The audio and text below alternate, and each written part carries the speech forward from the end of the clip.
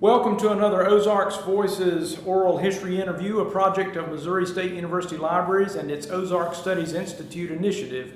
I'm Craig Amason with the University Libraries, and today's date is Monday, October 7th, 2019. Our special guest is Marideth Sisco, and we are at the Duane G. Meyer Library on the campus of Missouri State University in Springfield. Ms. Sisco is a folklorist, journalist, teacher, storyteller, songwriter, and singer with Blackberry Winter Band, among other things. Yeah. Thank you so much for allowing me to talk to you today. Oh, I'm happy to do it. Happy to be here. Just for the record, can you start off by telling us when and where you were born? I was born in Butterfield, Missouri, in Berry County. We used to say that the whole town fit between two Burma shave signs.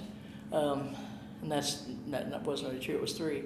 But it was a tiny little town. The population sign at the city limit said 125, and we tried our best. We could never find them. We figured they must have counted the dogs. Yeah. But the town was, I guess, what you'd call a hamlet or a village. Very small. Had a couple of churches, 3 churches. And we had our own grade school and high school until somewhere in the 1950s when they started consolidating schools. And then for a while we had school up to the 8th grade, and then we lost the whole thing. So I think when a school leaves the town, that's pretty much it for the town. And you know, I'm of two minds about that, because of course if you have more money, you can pay for a better teacher, you can get better education for everybody, but you lose something in the process. So, Is it appropriate to ask when you were born? Oh yeah, I lost the modesty gene a long time ago. I was born in 1943, in the middle of the war. Okay. And who were your parents, and what can you tell us about your early years growing up in the Ozarks? Well, my dad was Paul Sisco. His middle name was Holtz, and I thought that meant we must have been part German at some point. But it turns out that was the name of the doctor that delivered him. So evidently he was a saint. So, but my dad was. He started out as a farmer, basically just working on his dad's farm. He acquired a milk route and would drive around, pick up milk from the small farms and take it to the processing plant. And my mother was the salutatorian of her high school class, and her name was depending on which person you ask, it was either Margaret or Marguerite. It says Margaret on the birth certificate. We don't know. My grandfather had a habit of trying to get the kid's name before his wife woke up, and so they had some interesting names in my mother's family. But her oldest sister was born on the 4th of July, and he named her Columbia, which nobody could ever pronounce, especially the kids, and so we all ended up calling her BB, except for the little kids, and they called her Tummy. So she was never called by her name. My mother wasn't either, because she only got to be about 5 feet tall, and so everybody called her Shorty, including me. Mm-hmm. Yeah, I've heard her called Shorty, and she said, "Why don't you call me Mother?" I said, "That's not your name." Oh, okay. So, what was it like growing up? It was amazing. I was so blessed, and by peculiar circumstances, my dad went AWOL while the ship was in shore in San Francisco to come and see me and my mother when I was an infant. And of course he got busted for that. It's not good to go AWOL in the war.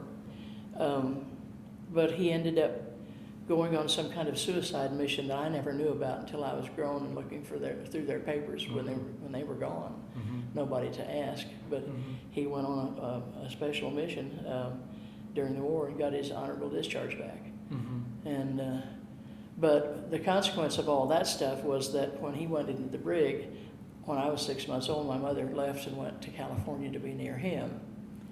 And I stayed with my 2 aunts, my mother's 2 older sisters. and my grandmother. And, I was carried around. Well, here's the story.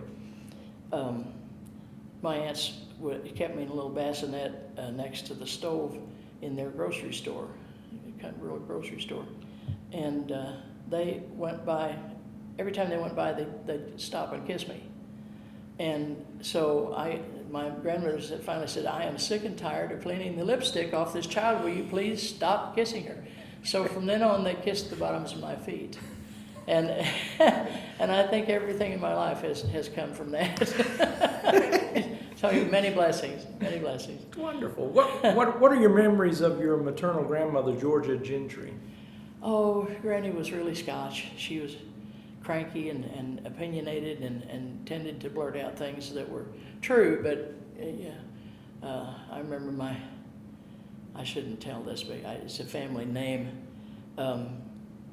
My cousin Bill was married to a woman whose family didn't appreciate his rural ways, and they finally divorced. And after the divorce, I guess her family had said some things about him that had come back to our family, and our family was offended by it.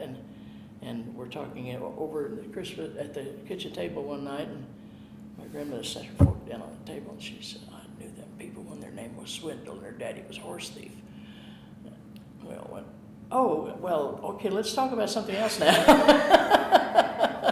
So she had a little fire. Yeah, she did. She had quite a little fire.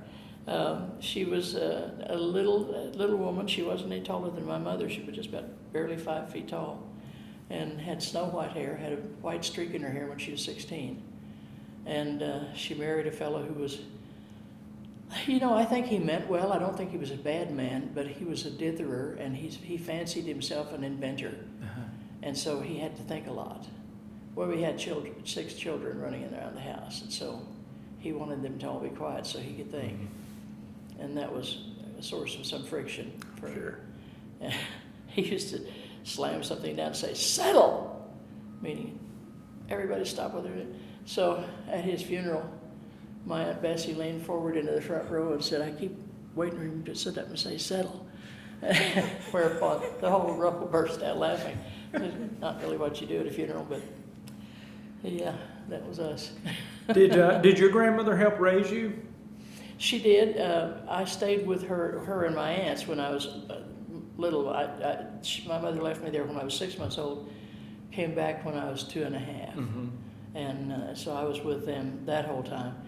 And then when I was about to go into the 8th grade, my father worked as an electrician in construction, and we moved around a lot. Mm-hmm. Mostly, partly because of the jobs ended, and partly because he had a kind of a temper, and he would say something to the foreman, get fired, and then we'd move to the next job. And so when I was going to be in the 8th grade the next year, we were around Sacramento, California, and I had gone to some summer program for school students, and I came home from it, with my eyes round. I said, I can't go to school with these kids. They're all adults and they're mean. Mm-hmm. And my grandmother was there for a visit, and she was kind of on hard times because she'd ended up with nothing and basically was staying with one kid and then another. And her sister had left her property to my mother, and it consisted of a derelict hotel and several city lots around that. So they got to talking and said, well, maybe if they fixed up a couple of rooms in the hotel, downstairs rooms, that she could stay there, but she really couldn't stay by herself with nobody to help because she was getting older. And maybe if I went and stayed with her, I could go to school in Butterfield, and things would be better. And that's what we did. I spent the 8th grade and then the first 2 years of high school there at the hotel with her. And then at that point, my parents came home from the road, and my mother got the job of postmaster, and we were able to all stay home then. Uh-huh. So You have mentioned the influence of your uncle, Tom Ferguson, before. Can you talk a little bit about that? Well, I wish I had known him longer and better, because the time that I spent with him, I was very small, and my I smell his wool coat and his pipe tobacco. you know, because he was always sitting me on his hand and carrying me places.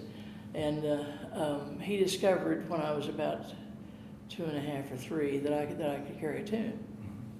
And so he started teaching me songs. And it was the popular songs of the day, which were wartime songs: Sentimental Journey, Harbor Lights, Slow Boat to China, all those. And he was a clerk at an auction house, and whenever the action got slow and he was babysitting me,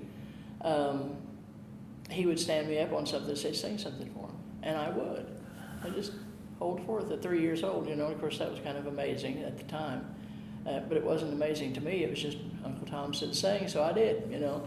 And so I totally avoided stage fright. I never got that part, you know, because I just was saying, okay, yeah. That's wonderful. That's great memories. He was a good friend of Emery Melton, and Emery knew of me. He didn't think much of me because he thought I was probably a Democrat, and he was right. And you know, he just flat didn't approve of that. He didn't know what had become of me. But he did mention that Tom was a poet and had written lots of poems. And I said, really? I didn't know that. I said, where do you suppose those poems are? He said, I have no idea. So I don't know what became of his stuff. I know they had a daughter. Tom and Nancy had a daughter whose name was Lona. And she had a beauty salon in Cassville.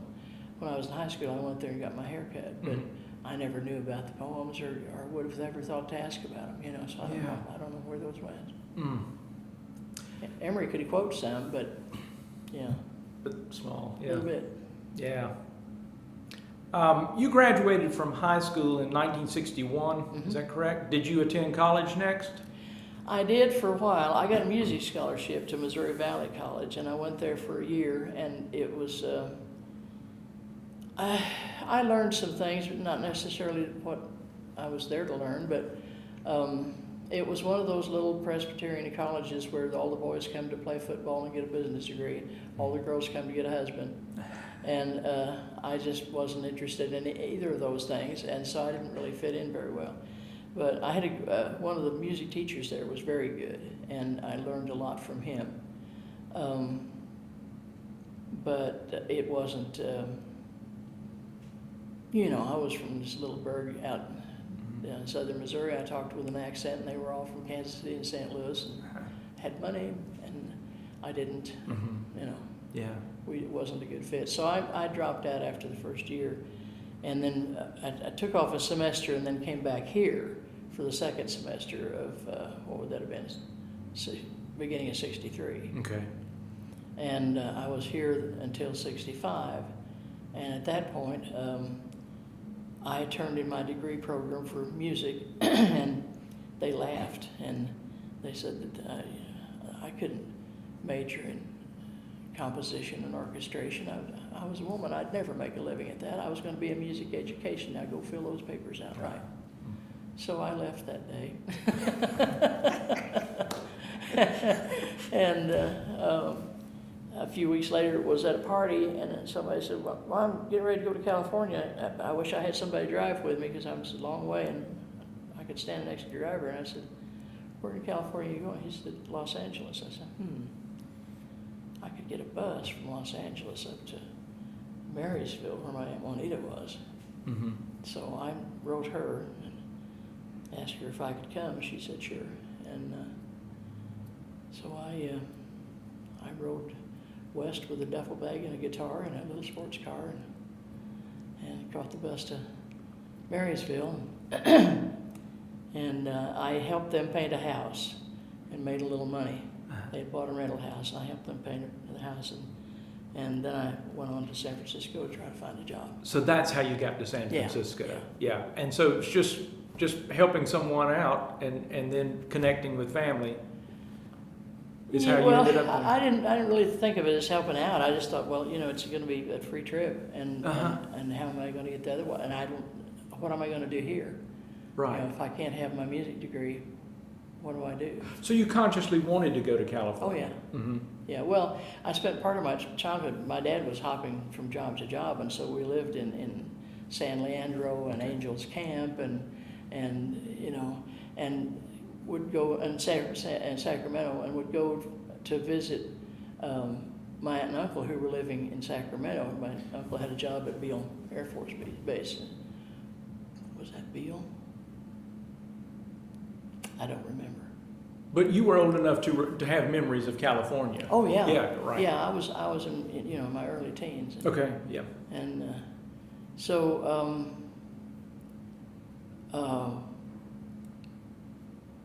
we would go up the freeway from San Leandro to Sacramento to see my aunt and uncle, and go by San Francisco every time. It was over there in the city on the bay. And I thought someday I'm going to live there. And so I did, and for a while. Tell us about the Wild Side West Club. Oh my Lord, where'd you find that? I've been digging a little. I just love that name. Well, it started out as the Wild Side over in Oakland. Mm-hmm. It was kind of on the line between Oakland and Berkeley, and it was right in the middle of the civil rights riots and the riots at Berkeley on campus and everything. And they got firebombed, and so they got the insurance settlement and came across the bay and got a place on Broadway, and called it the Wild Side West. And it was an everything bar. Some people said, well, that was one of the gay bars. Well, yeah, it was also where the French Navy hung out, and all the topless dancers from Carol Doda's place, that everybody come up on their break and listen to us sing folk songs, and then go back to their topless dancing. So you were singing at the club? Yeah. How did you get that gig? Fate. I was, there was a bar over on the Haight before it became the Haight, this was before the Flower Show, but in '65, and it was a gay bar, and they had a wonderful grill. You could just splendid burgers and good food there. And I would often go over there on the weekend. And one weekend I was there, and there was this young hippie girl who was kind of going around hitting on the women, and I was watching her and thinking, is she out of place? And so she finally made her way around to me, and so I said, well, sit down, let's talk for a little bit. And she was talking about how she was questioning all the things in her life and had decided that this was something she wanted to explore. And I said, well, that would mean that you're the scientist and we're the guinea pigs. And that's not really the way in, if you follow me. And, well, then what am I to do? I said, I don't know, maybe anything. So the conversation continued till the bar closed, and then we went to my house, and I made some coffee, and we talked some more, and she thought maybe she wanted to go to bed with me, and I said, I just don't think that's where you are, and I don't think that's a good idea.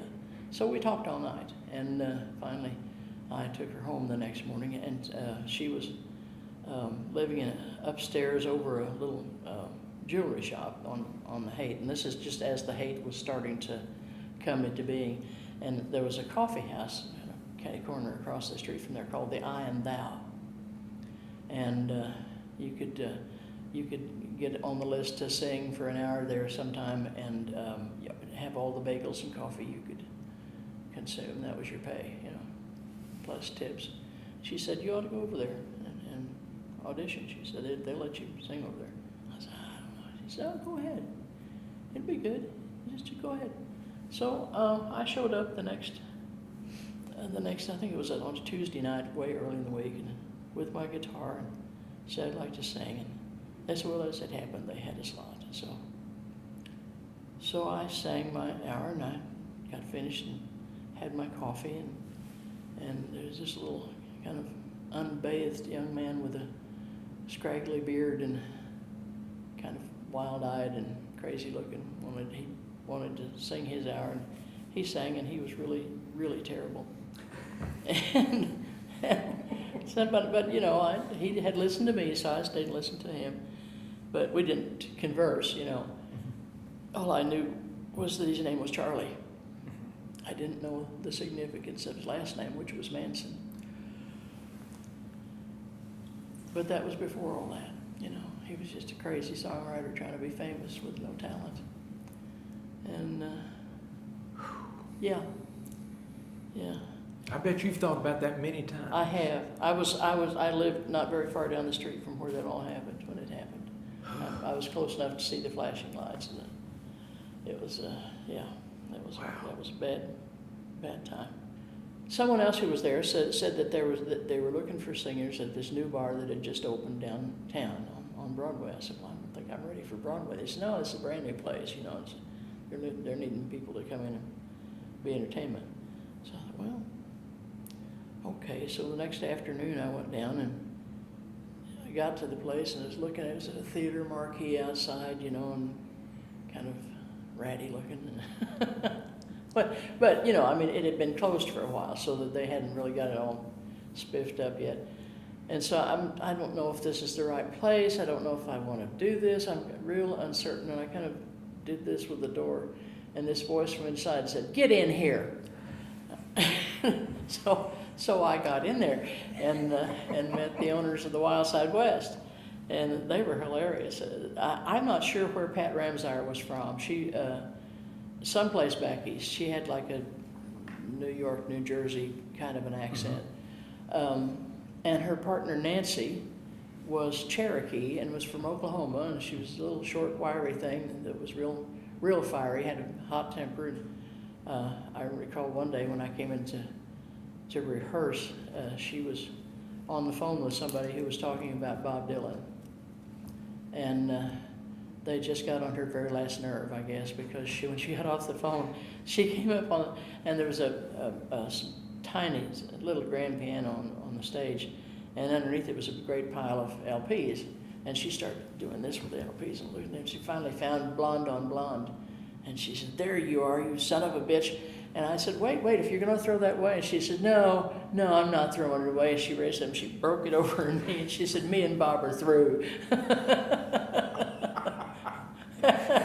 So, okay, well, yeah.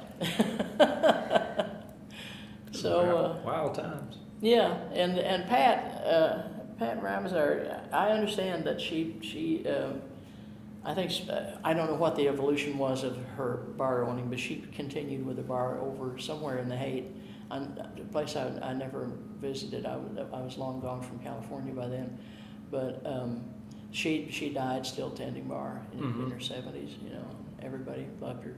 She was trying to do stand-up comedy, and she had a routine where she would she had a piano player who was, I don't know, he was high on something. He walked on his tiptoes all the time. He's kind of almost touching the ground. But he was playing her piano, the piano for her, and she was doing these. She'd start dressed like a torch singer, and she'd come out and start these torch songs, and then they'd go, "Hello, young lovers, you're under arrest," you know, like that.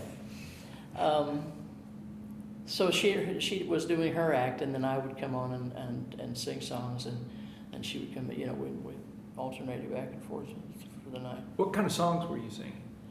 Folk songs. Folk songs? Topical folk songs, the current folk songs. I wasn't doing much Pete Seeger. I was mostly doing, Phil Oakes and Bob Dylan, those guys. So it was a strange time. It was that period in the 60s in San Francisco. It was the riots. It was the civil rights riots in Oakland. Right. It was the anti-war riots in Berkeley. It was the beginning of the free speech movement, beginning of the women's movement, the beginnings of all sorts of things that were happening at the same time. It was very, very much a cauldron. Were you involved in any of those activities? Mostly as a bystander, really. I had a good friend who worked for one of the television stations as a reporter. And I heard about Berkeley through him. In fact, he got beaten badly by the police at one point where they were trying to take his cameras away, and he wasn't going to have it. but I heard about that side. Of course, I was listening to him talk during the daytime about what was really going on over there with the police, and then at night, turn on the TV and here's Spiro Agnew pounding the table and shouting law and order, and then that was before he went to prison, you know. Yeah, it was an interesting time. What can you tell us about a person by the last name of Boswell in Santa Cruz? Did you end up in Santa Cruz? I did. Yeah. I did. That was while I was working at the Wild. So this is a funny story, which possibly she'll never hear, but it's okay.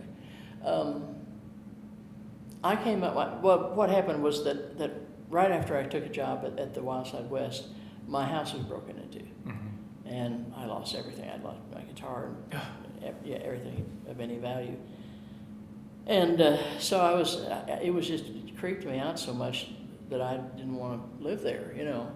Sure. And so Nancy said, "Well, you know, this place has 3 stories. There's a bars here, and then there's an empty flat, and then we're staying up on the top floor." She said, this place is empty. It's kind of, you know, you don't have to clean it up, but you're welcome to stay there. I said, "What do you want for it?" She said, "Just stay there. Don't worry about it." So I moved into this place, which had, in its last incarnation, had been a Chinese hotel. And so there was a pretty good sized room in front, and then a long series of rooms down the side. Over the other side of the hallway, there was a toilet in one, and then the bathtub in another, in separate little rooms. And then in back a kitchen, which had a fire and wasn't really usable until repairs were made. And I didn't live there long enough to see those repairs get made. So I was eating out, you know. So I went out one morning, went down the road to get some fried rice for breakfast, you know, and here comes these 2 girls walking up the sidewalk, and one of them's got on a Navy pea coat, and the other one's got on an Army khaki coat. And one's carrying a duffel bag, and the other one's got a guitar over her shoulder. And I thought, oh God, green little hippies, they're just, you know, the city's going to just eat them alive. So I just felt sorry for them. So as they were going by, the one said, "Hey, do you know where I can live?" I said, "Nope." She said, "Okay, then do you know where I can work?" And as it happened, the dishwasher had quit at the bar. I said, "Yeah, you can wash dishes right there. Go in and tell them." So I went on down at breakfast. I came in the afternoon, and there she was behind the bar, washing dishes. I said, "Hey, you found a place to work?" And she said, "Yeah, I got a place to live, too." I said, "Where are you living?" And she said, "The Stockton Hotel." I said, "You can't live there." "Why not?" "Well, when you go home tonight, spend about 10 minutes in the lobby before you go up to your room." So next day I come in, she says, "I can't live there." I said, "Yeah, I know." They rent the rooms by the hour. You know? So she said, "Well, it's worse than that." She said, "I spent the last of my money on a week's rent," and she said, "They won't give me my money back." And I thought, oh God, just shoot me, you know. I said, "Well, okay, I guess you're going to have to stay at my place." She said, "Well, you don't know me." I said, "I just got robbed of everything I own. What are you going to do?" Oh, so I had a fold-out couch in the front room, and I gave that to them, and wished for myself the best. So both of them moved in? Mm-hmm. Yeah, they were together. And so the next morning, it's way too early to be up, as far as I'm concerned. I didn't get off work until 2, you know. And so here come these cowboy boots stomping down the hallway. And I said, "For God's sake, keep it down out there." Dead silence. And then I hear this little rustling sound, and then a click. And then my door comes open, and a tampon with the string on fire comes flying into my room. And that's how I met Mashelle Boswell. And it was like that from then on. You know, you could never underestimate her ability to make a practical joke out of whatever was going on. I was living in a house up on Empire Grade, way up in the mountains, and still working at the bar. Got home middle of the night, nobody else around. I go in the house, didn't turn the lights on, went to the refrigerator to get some orange juice. His hand reached down from the top of the refrigerator and patted me on the head. She'd parked behind the garage. And yeah, it was like that. That's process. So we've been pals ever since. We still talk. You're still in contact with her? Oh yeah, she's living in Utah. We got in touch. Well, when the movie was at Sundance, they were having one last showing in Salt Lake City. And I called her. I said, "Come to the showing. You've got to see this movie." And so she did. She was living up in Ogden, I think, but she drove down, and we went to see the movie and had supper and talked. And so somebody came in running and said, "We got to go to the awards. We got to come on." He grabbed me by the arm, took me out. So waved goodbye, and that was it for some years more. Mm-hmm. And then a couple of years ago, I got in touch with her, and she had sold her farm and moved into town, and her granddaughter was living with her and was going to school at I think University of Utah, I believe, not BYU. But the granddaughter had just graduated and was going off to a job, and she was there by herself, and she said, "I'm just really depressed. I don't know what to do." I said, "Well, what happened to your business, your practice?" She said, "Oh, I closed that up." I said, "Well, you know, I'm sure there are people who are looking for a therapist of your caliber." Because she'd gone and gotten her master's in the meantime and had her own clinic in Ogden. And she said, "Well, I'm too old." I said, "No, you're not." I said, "You're not any older than I am." "Well, okay, 8 months." Big deal. So I said, "Go see if anybody wants a part-time therapist and see, And she did, and of course now she's working way more hours than she wants to, and doesn't have time to be depressed. So. So, am I correct in saying that you all were in Santa Cruz? Is that correct? We were looking for a place to do a bar because we'd watched Pat and Nancy and how that bar worked and how successful it was. It was all practical jokes and things different than what you would expect. Always trying to take that notion of a bar and kind of tip it one way or another. And so we actually went up north and made an offer on a place. And while they were trying to make up their mind, we found a place in Santa Cruz. And so we backed out of the offer and put the bar in Santa Cruz. And the place we turned down was in Paradise. Okay. So all that's gone now. Yeah.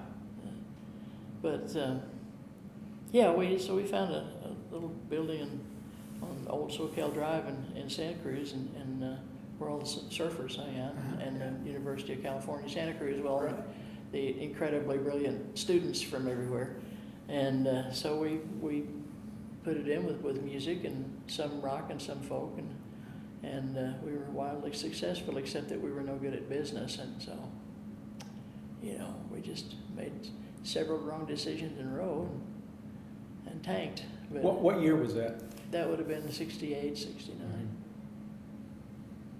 And then you ended up in Los Angeles and Hollywood again, right? Yeah, I went to Los Angeles. I had a friend down there. My friend who's my songwriting partner that started out as a singer at my bar. Is that Robin? Robin Frederick. Yeah, she was in school and was in a group called the Bernard Baruch Memorial Jug Band. Say that again. Bernard Baruch Memorial Jug Band. Yeah. And I don't know, but so they showed up in trench coats with their instrument cases, looking like little machine guns, And she took off her trench coat, and she's really tall and slender, and she had on and redheaded, and she had on this shimmy like my sister Kate dress, and proceeded to show what it was for, while belting out some pretty good old jug band blues. And I said, "Oh God, you're hired." Yeah, absolutely. And then one night when they were packing up to go, I got in a conversation with her, and I said, "What do you do music all the time?" She said, "Well, I'm majoring in sound and audio theory." Okay. She said, "I write songs." I said, "Well, sing me a song." And she sat down and sang me a song, and my jaw hit the floor. I thought, my God, how do you even know this? You know, she was 19.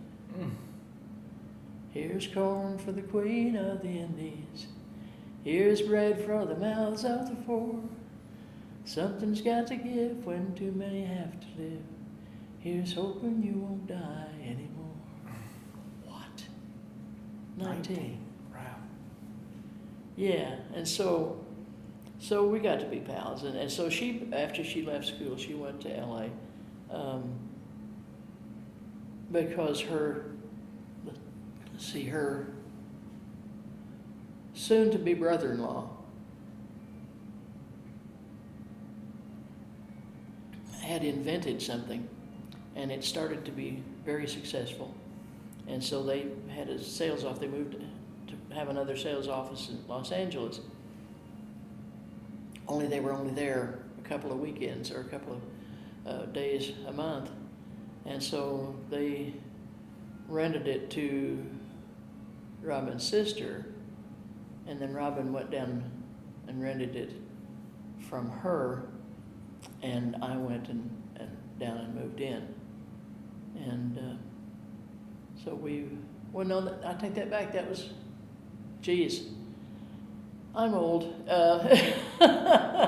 I went to LA twice. The first time I went down, I just went because the bar had closed. I had just a little bit of money left. I needed to get a job. And I was a writer, and I could tell amazing lies. I'd worked in advertising some as a catch-up thing up north. And so I went down and got a job down there, and I think Robin wasn't there yet. And I tried to break into the music business and got a tremendous offer and didn't see it for what it was. And I ran into this guy. He was the head of April Blackwood Music, which is a little hole-in-the-wall place. It's a vast music company. They just had one little office. All the rest of it was their ownership of songs. Mm-hmm. And his name was Al Cascia. And he listened to my songs, and he said, you don't have anything I can use right now, but he said, I'll tell you what I'll do. He says, I'll pay you $100 a week and to get first refusal on everything you write. Mm-hmm. And I thought about it. And in the middle of thinking about it, this woman named Roz Ross heard a sample of my music, and she was going to make me famous. And she took me over to her house in Beverly Hills, where her husband was a writer for Laugh In, and they had a palatial home, and we were going to do this, and we were going to, and of course I fell for all that, of course, and I turned Al down. And then she ended up in the drunk tank, and he, that same month, won the Academy Award for Best Song. And then he wasn't buying music anymore. So, that was one of those, okay. Yeah. There went fame. And oddly, Robin was having the same kind of an experience. She went to, she fell for this poet, James Tate. He was a friend of Kurt Vonnegut's. I think they lived in the same apartment building. And so Robin moved back to Boston with him, and they went into New York and went to the Continental Baths to see this new singer that was there. And so after the show, the new singer and her piano player and Robin and her entourage, they all sat around and drank for a while, and Robin sang this woman a song. And the woman said, I want that for my album, I want that. So Robin said, well, I don't know. But then that same time, she got called by one of the folks at Capitol who wanted to make an album of hers, and they said, don't give that song away. We want that for your album. So she turned her down, and they got busted for paying their musicians in drugs. And that unknown singer became Bette Midler. So always think twice. Ooh, that's and tough. 3 times, and you know, before you decide something, you probably need to know more about it. And unfortunately, that's kind of how you learn, you know. That's how you learn. Yeah. Did you write the song "These Ozark Hills" with I did. Robin? Tell me how that came about, writing that song. Well,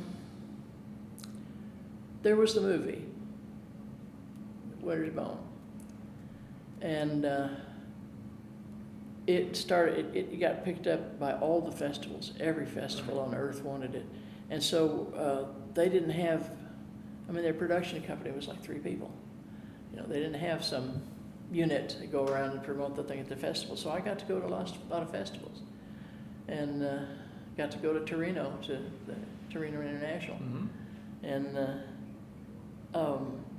And then it got the Oscar nominations. I had a friend that gets up earlier in the morning than I do, and she called me the morning they announced the Oscar nominations. And we were waiting to see if we thought we just barely might get some little something.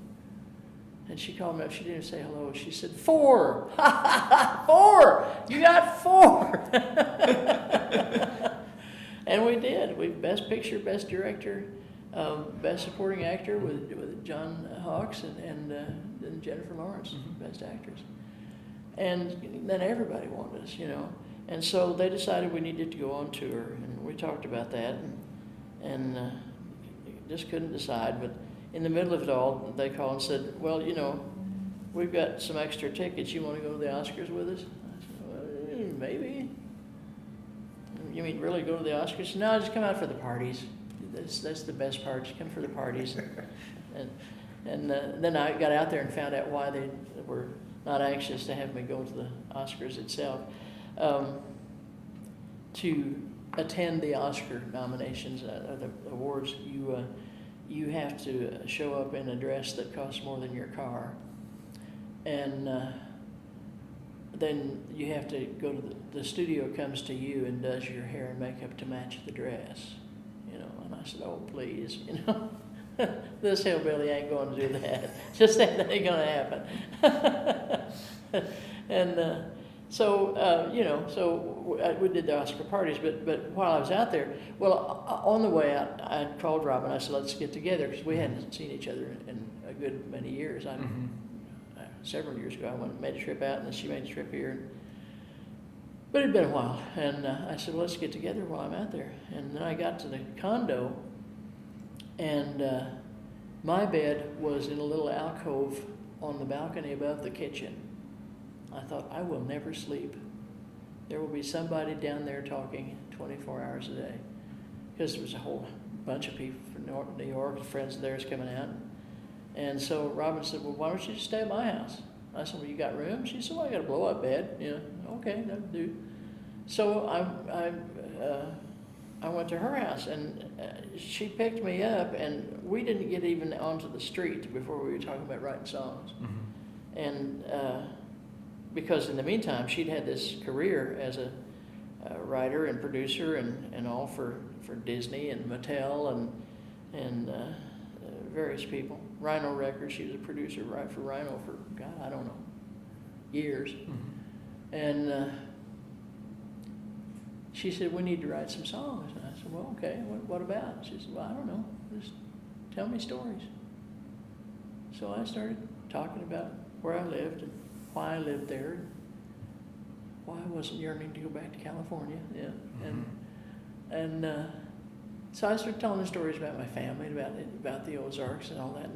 And we're sitting at the table and drinking tea, and she's got a notebook there, and she's writing down this and writing down that. And pretty soon she did this word salad thing where she throws them up there, and they all come down different. And the first thing she wrote was "Use It Up." And that song, what I told her about that started the song was that I had seen a little four-line verse or whatever on the back of a bathroom door at a health food store in Ava, Missouri. And I said, it just sums up the whole Ozarks. And use it up, wear it out, make it do or do without. Mm-hmm.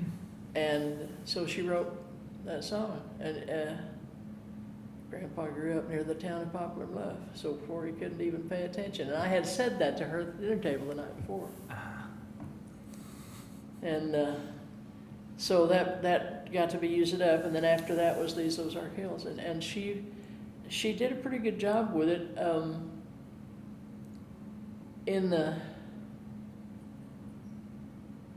She'd never lived here, you know, and so some of the things about this culture she had heard, but she didn't understand, and that whole first line about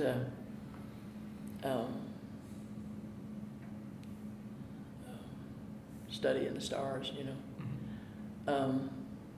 That's all from my description of my Uncle Roy's farm, so far down in the hills that you could actually see all the stars and study them, and the humidity was so, just air was thick like cream, you know. And she wrote all that. And who came up with the melody?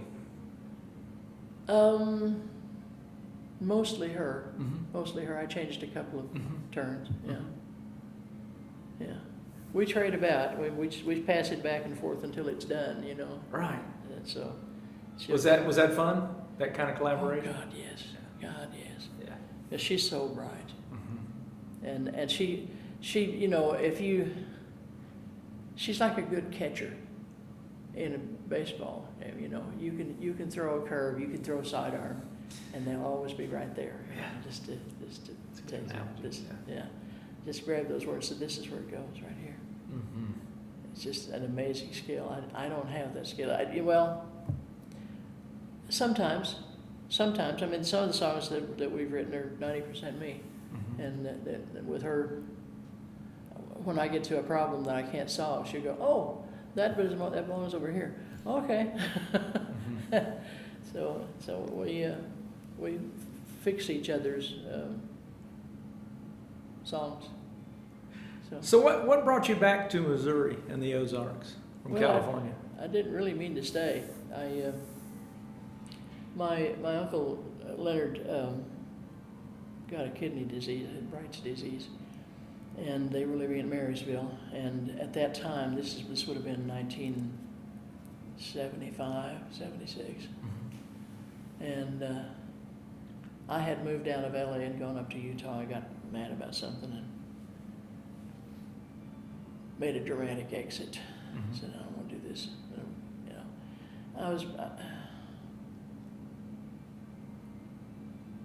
I was not seeing far enough into the situation to really understand what was going on, you know, and I had too much ego to admit that I didn't know what was going on. I knew I didn't know what was going on, but I wasn't able to say it. So I stormed off in a huff instead, you know. That's what you do if you're a hillbilly. It works in most circumstances. Anyway, I was in Utah, and his kidney disease had progressed to the point where he was going to go on dialysis, and the nearest at that time, this is 1975, the nearest dialysis was in San Francisco, 150 miles, 300 miles round trip, 3 times a week, and I said, "How are you going to do that?" And she said, I don't know. I said, "Are you going to move into the city?" She said, "I don't know." I said, "You want to go home?" "Yeah. We just don't know how to do it." I said, "We can do it. Get your stuff together and I'll drive the U-Haul. Go home." So we did. I went out to California and drove the U-Haul home. We started getting them set up with stuff, and I realized that it was not going to be just a thing to do and be done with. I was going to have to hang around for a while to get things done. So I went back and quit my job and packed up my stuff and moved back to hang around with them for a while. And I just never did go back. I meant to, you know. Yeah. As soon as I got them settled, you know. But the more I got them settled, the more I became settled, you know. And I got a job that suited me for a while, and then well, the job was throwing a paper route for Springfield News Leader. And I, way back before I went to college, I was in a car wreck and broke my elbow and shoulder and collarbone, and all this got messed up. And there was a bone chip that was loose in my elbow, and it lodged against the under nerve. And this is while I was still in California. And I was playing 12-string guitar, and the muscles were pushing that bone chip up into it, and so every time I was playing, I was shaving little bits off the nerve. And it finally got to the point where it was bad enough I had to go see what was going on, and they said, well, we can remove the bone chip, but that nerve's about gone. You're not gonna, it's not gonna regenerate. Well, that wasn't true. But I mean, it didn't I didn't become a guitar player again, but they told me that this whole part of my hand was going to just atrophy and not be usable. I could use these fingers, and that would be it. Well, I make a lot of mistakes around the A's and the S's and the Z's, but it works.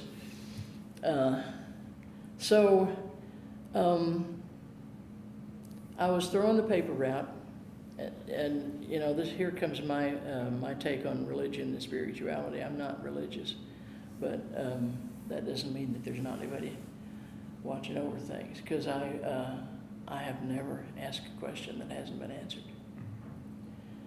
And I was throwing the pre-Thanksgiving Sunday paper, incredibly heavy. Got up to driveway, made a big heave, and hit my surgical site on the top of the car.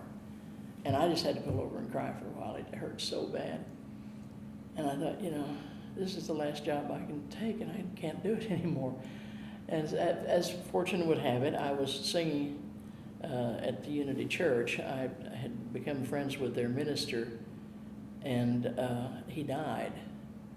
And they were kind of struggling because their piano player and their soloist said they couldn't come back. It was just too sad. I said, well, I'll sing if somebody will play. Well, Paul Mitchell was in the congregation. He had been the live organist on KWT radio, and before that played with one of the Dorsey brothers. Yeah.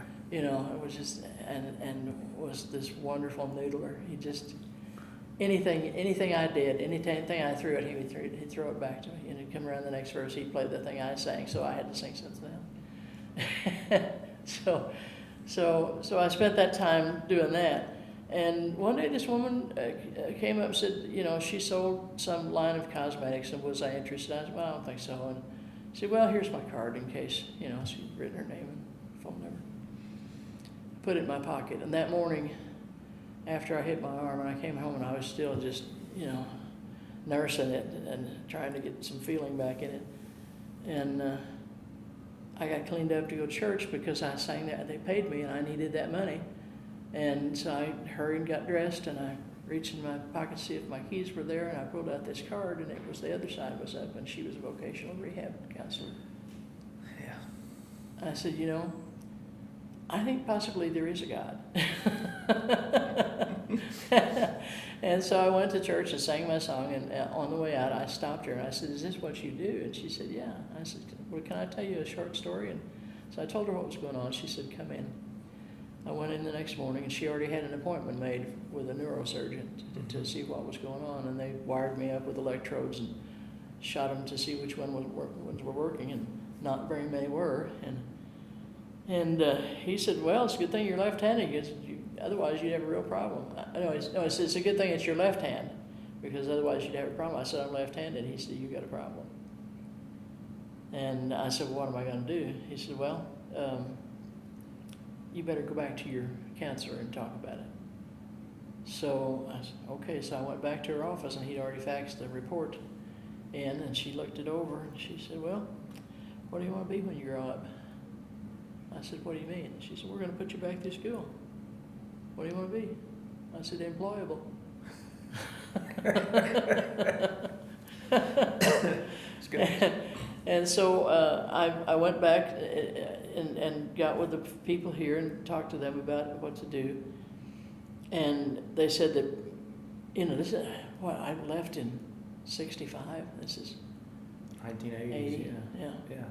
So it said that all of the music, I had worked on a minor in English. Said that wouldn't count as a minor. No, it wouldn't count as a major because none of those hours would count for a major because they were too old, but they would count toward a minor. And so I took photography and graphic design and took a minor in English, thinking surely there'd be something I could do. And then I took a journalism class, and it happened that Dale Freeman was teaching the class. And I mean, end of the first class, I said, I can do this. I can do this. And so while I was the last semester of school, or just before the last semester, I had taken a class previously, a graphics class that included designing a resume. And so I had it done and printed out, and I got a call from a friend of mine who was living down in the country at a place where she heated with wood, didn't have backup heat, wanted to go visit her friends in Florida, or her parents in Florida, and she had a cockatiel. Didn't want to travel with it, but she couldn't leave it in a cold house. And could I consider coming and staying at her house in the country for a couple of weeks over Christmas? Well, hell yes, it's a beautiful place. And while I was down there, I had several copies of the resume, and I just drove around, handed one to all the papers to see what would happen. And in March, I got a call from the Quill in West Plains, the best regional paper anywhere back then. Yep. And they said, "You still looking for a job?" I said, "Yeah." They said, "We're coming down for an interview." And I sat down with Frank Martin for a 30-minute interview, and 2.5 hours later, I had the job. And what was your beat? What did you write about for the Quill? Well, I started out with the crime, sheriff's and police report and all, and covering crime scenes and stuff. Good way to break in if you're going to do it. Right. Yeah, I had somebody die in front of me, taking pictures of a traffic accident. Oh wow. Woman's mother was standing next to me. Ooh. And I came back to the office, and I thought, I don't think I can do this. And there was nobody there. Just me. I was the lunch hour. I was sitting there, and me and the city editor, and it popped up on the scanner. There'd been another accident. And I looked at him, and I was shaking my head, and he just leaned forward and he said, "You took the job." Okay. Picked up my camera and went out. It was a minor accident. I took the pictures. Got back on the horse. Yeah. Was that? How long were you there? How long were you with the Quill? Well, off and on 20 years. Oh wow. Yeah. Yeah. I took some time off to go get a master's degree, and it was I want to be true and accurate about this. People at the West Plains campus had persuaded me to hurry to finish my master's degree because their department chair was going to retire, and they would like me to come and take her classes. They didn't want me to be department head, of course, but they wanted me to take her classes. So I bore down, got it done, and she retired a semester early, and I had already taken a job teaching 2 classes for Drury. And their outreach classes. And so I took her 4 classes and the 2 Drury classes, and I taught them all that semester. And at the end of it, somebody came in that they liked the looks of better, and they hired her. And they felt bad enough about it, or they were conflicted about it enough, that they waited until August to hire her. Which meant I had no chance to get a job anywhere else. So after working 6 classes, I had no job for the next semester. That's tough. So that's kind of, we kind of parted company after that. They came back a year or 2 later and wanted me to teach journalism. I said, here's the thing. I owe you nothing. And that's what it's going to be. So... it's another one of those hillbilly things. You've been recognized as a master storyteller by the Missouri Folk Arts Program, and just last year you were inducted into the Missouri Writers Hall of Fame. Over the years, you've become a celebrity as a character of the Ozarks through your writing and storytelling and songwriting, and as a performer with the Blackberry Winter Band. Can you give us some insight about why and how the Ozarks region inspires you? Oh, Lord.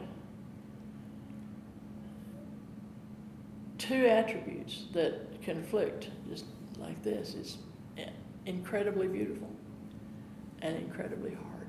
Mm-hmm. And, you know, before there was fescue and economic development, it was harder. Mm-hmm.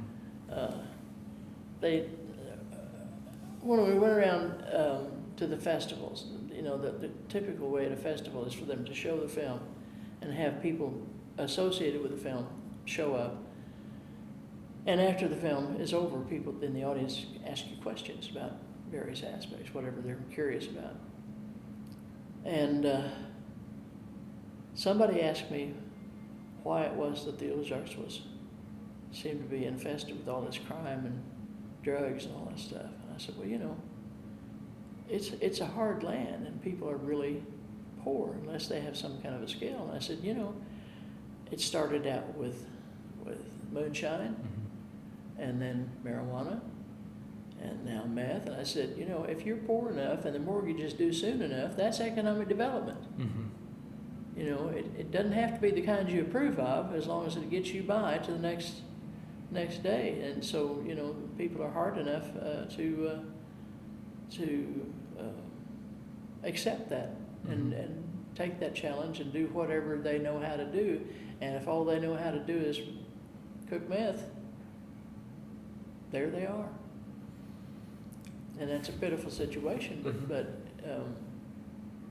not everybody can be a rocket scientist. Not everybody can be a doctor. Not everybody can be a sales clerk. You know, I mean, how many McDonald's do you go to where the server can't make change without the cash register telling him? Right. Do you think art comes out of that conflict? Absolutely. Good art. Mm-hmm. Good art.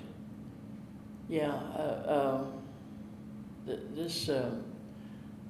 The area that I live in over east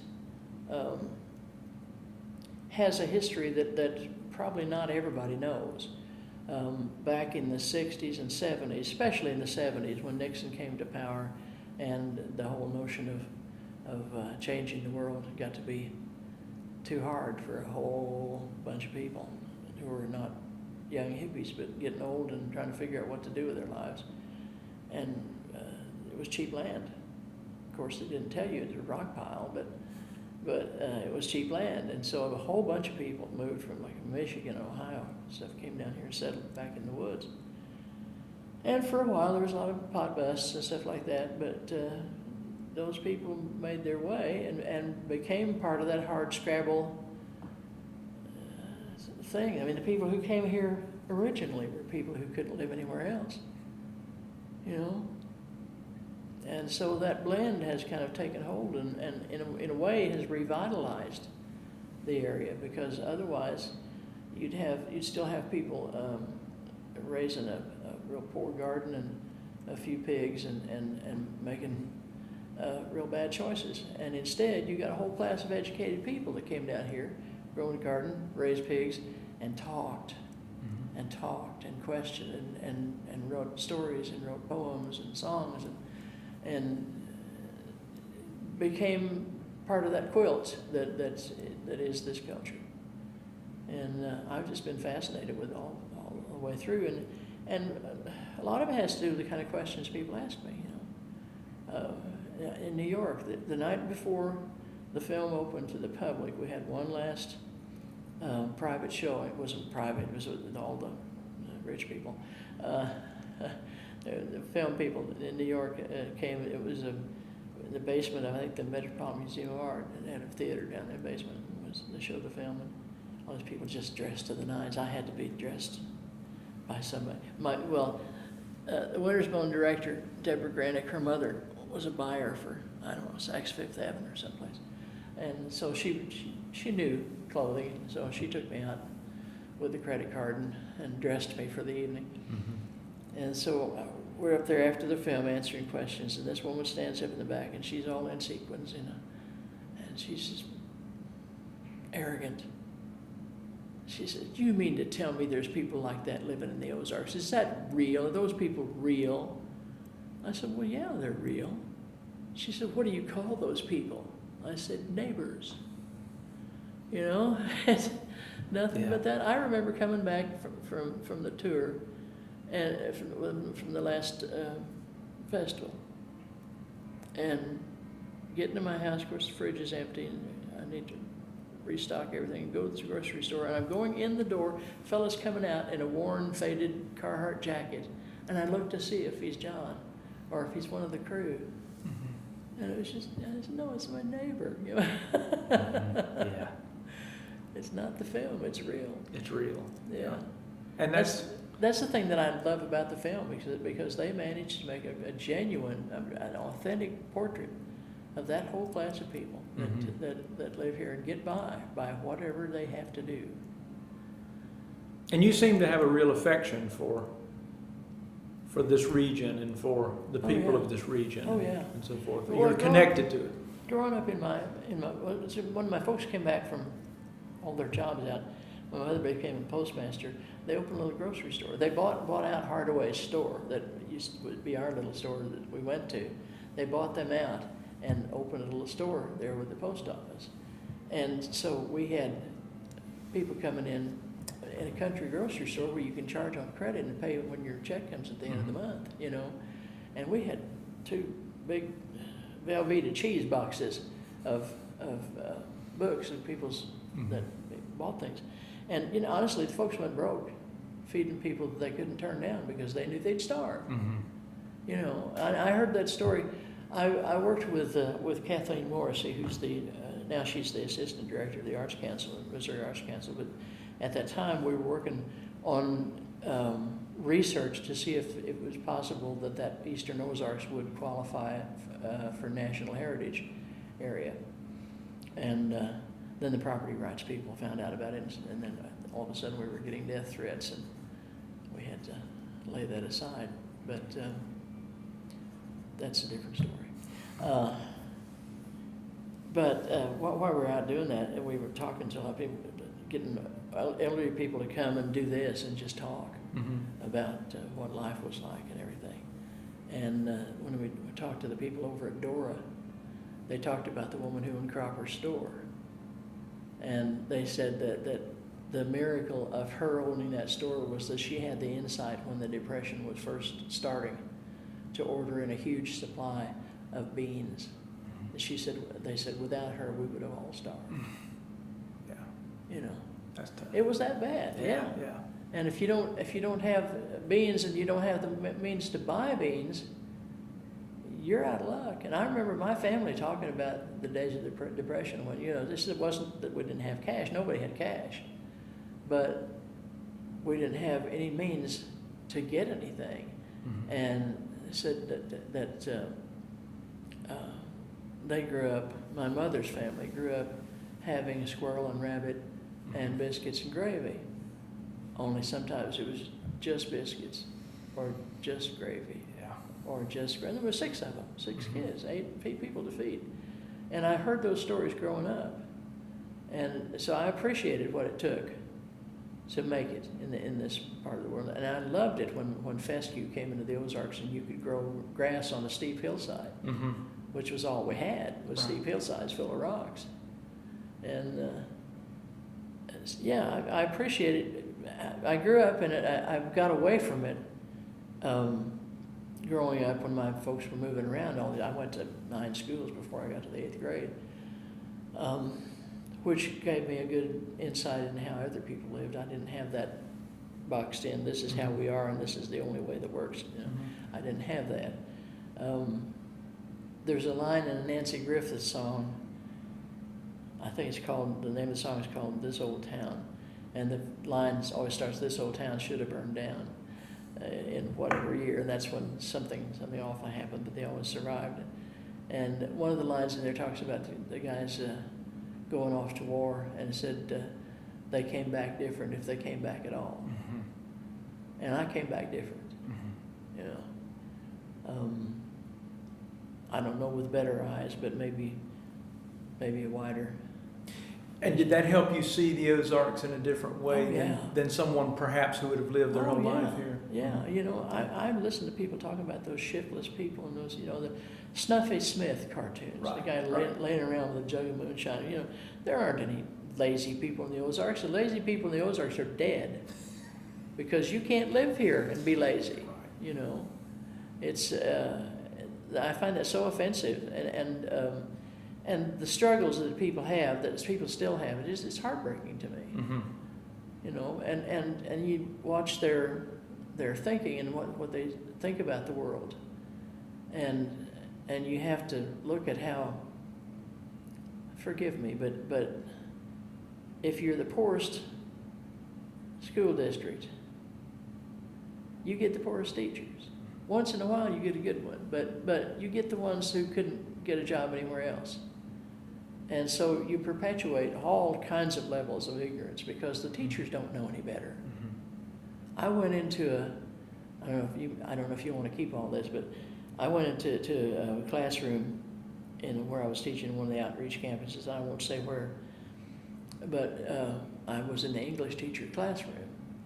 And I'm looking around the first night, seeing where things are and what I might need, and you know. And I get over by the door, and here's a poster on the wall explaining all the reasons why Mr. Obama is a Muslim in a high school teacher's classroom. And I thought, dear God, this must be some students has put this up. Well, I came back the next week; it was still there. And I thought, I can't let this stand. I can't do this. So I'm just, God, what do I do now? And so I went over to the podium. I said, I'm sorry I'm a little scattered, but there's a liar in the room. And this one kid in the back said, I really was sick last week.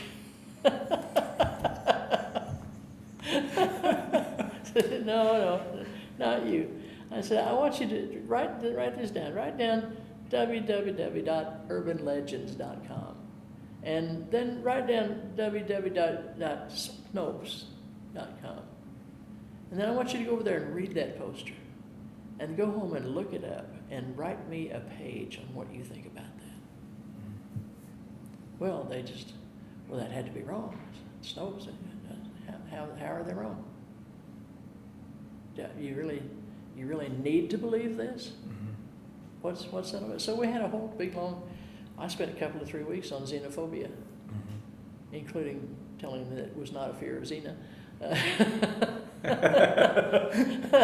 That was kind of fun. Yeah. Well, what are some of the biggest changes that you've seen in the Ozarks over the course of your lifetime? Just if you could name two or three that you really think stand out in your mind. Lots and lots. Well, lots of kids go to college now. You know, I was the second person in my family to ever go to college. And the one before me was just a year ahead of me. So it took a long time to do that.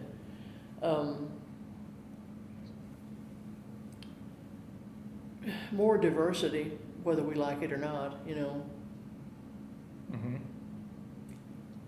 When I was a kid, I knew everything there was to know about black people because I'd never seen one. I heard the standard line, believed it, got to California, ended up living in a house at the grace of a black man who felt sorry for me because I was so pitifully ignorant. Lived with him and his girlfriend for about a year. Insulted him terribly. Said things to him that I will regret till I die. Had no idea. No idea. And now, you know, we have diversity forced on us sometimes. And it's a good thing because the first basketball team that came to West Plains at the university level, they were all black. They had to have sponsor families that would protect them from things that might happen to them otherwise. And they took them out to go bowling one night, and when they came out from bowling, there were a bunch of kids in pickup trucks with nooses waiting for them.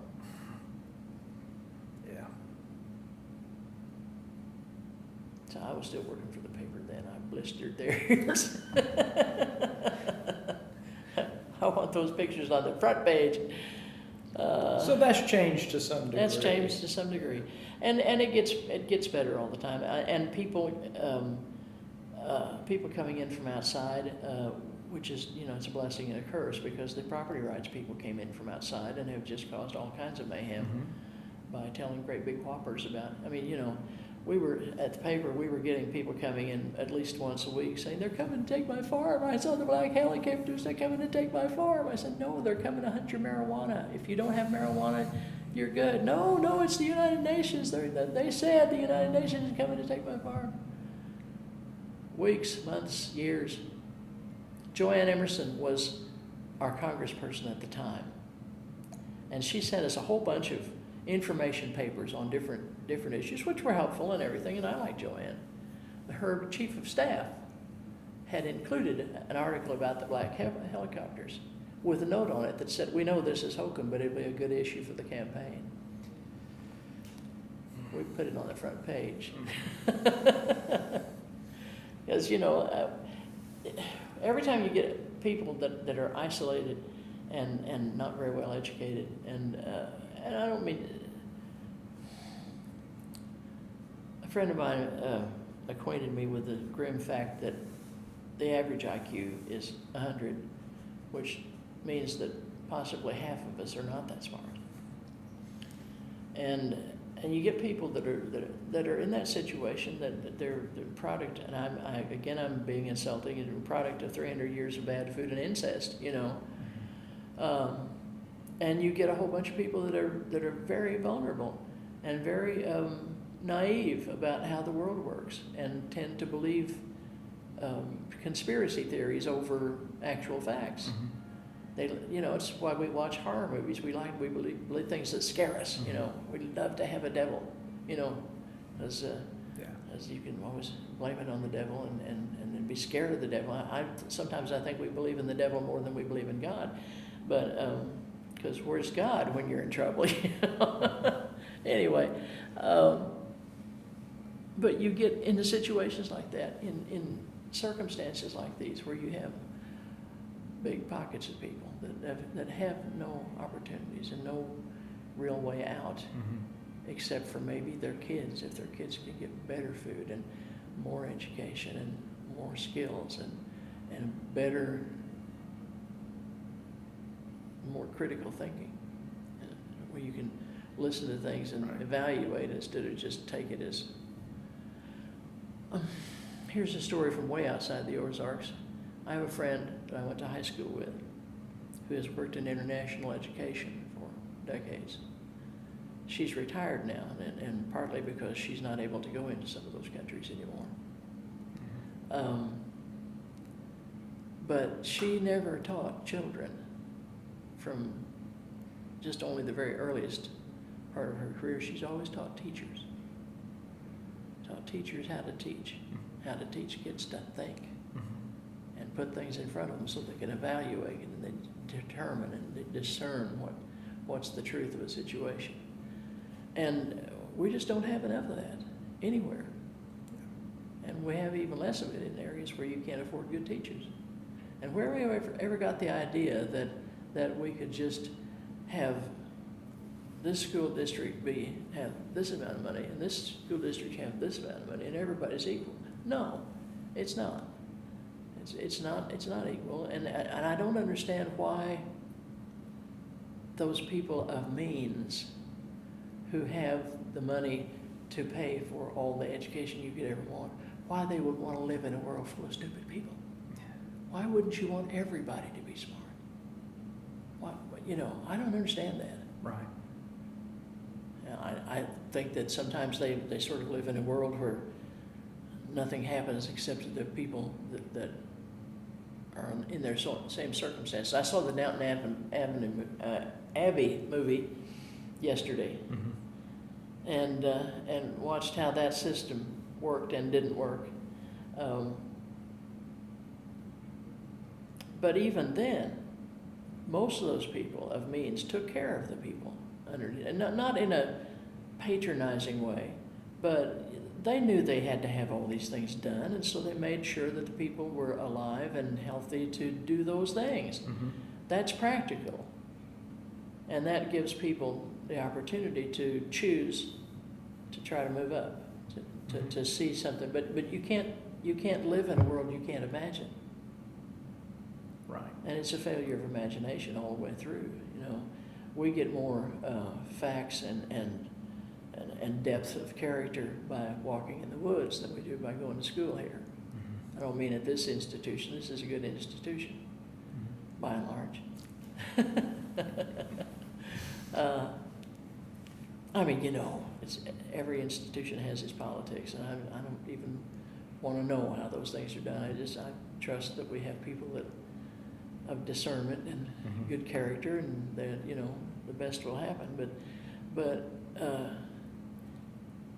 the Ozarks is a great testing ground because, like I said, you can't be lazy and live here.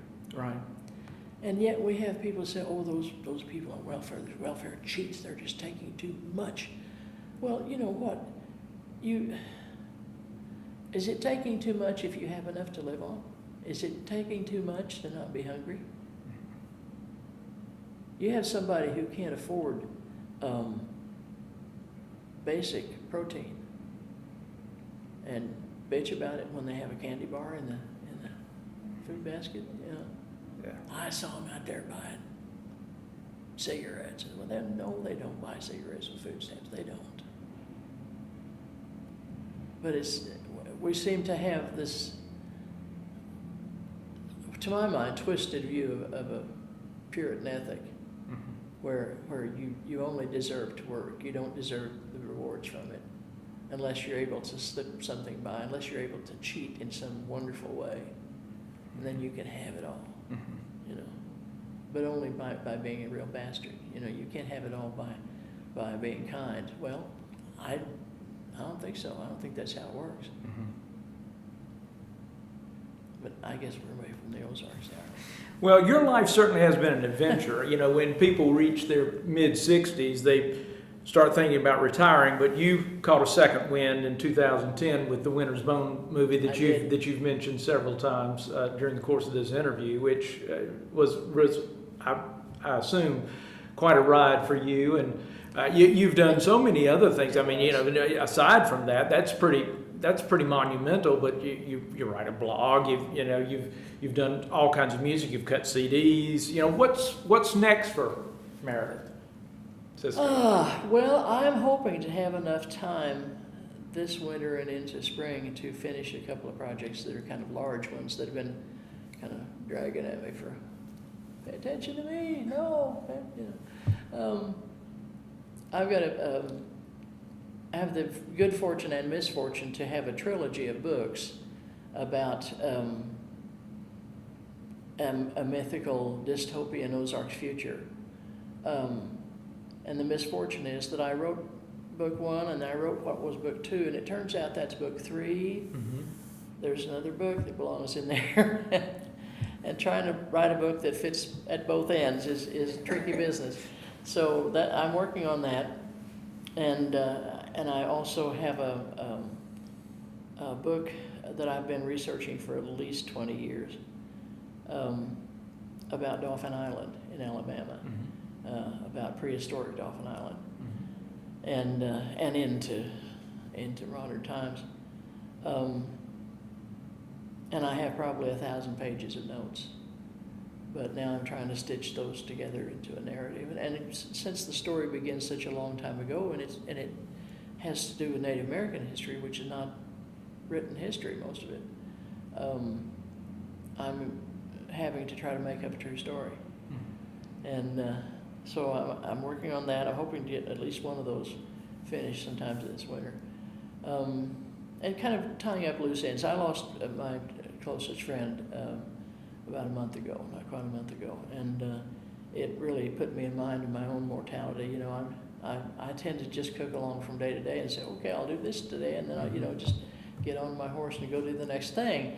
But I have to recognize that there's a destination there at some point, and I need to try to clean clean up things and get some favorite projects at some kind of a completed state so I can let them be. And of course, there's always songs. There's always songs. Sure. Well, this has been delightful. Well, I hope Thank I'm you. giving Thank you you some meat to chew on. I don't know. Oh, absolutely. Yeah, this has been great. I certainly appreciate you coming in for this interview, and Okay. we look forward to hearing more from you. I'll do my best. Great. Thank you.